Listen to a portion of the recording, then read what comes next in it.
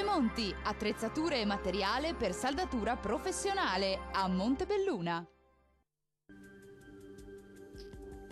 Alta pressione torna ad essere soleggiato sulle nostre regioni nella giornata di sabato 18 febbraio. Nel dettaglio sul Veneto bel tempo soleggiato e stabile, vanno evidenziate un po' di nubi alte e stratificate sui settori alpini, sul nord veneziano e anche qualche nebbia sul veronese. Temperature massime previste tra 10 e 12 gradi, minime attese tra -1 e 5 gradi circa.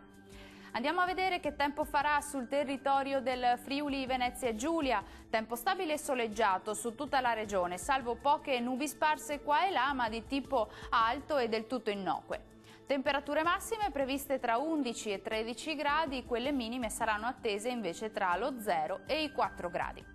Concludiamo con uno sguardo alla situazione meteorologica del Trentino Alto Adige. Anche qui tempo stabile e soleggiato, salvo più nubi sui settori alpini di confine con rari fiocchi fino in collina.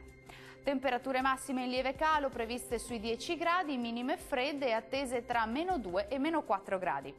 Il mare sarà quasi calmo sulle coste e poco mosso al largo. I venti invece saranno moderati da nord, localmente deboli sulla laguna di Venezia.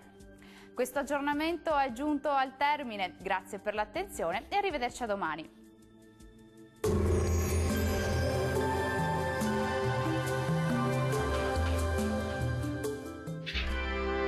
Tremonti, attrezzature e materiale per saldatura professionale a Montebelluna.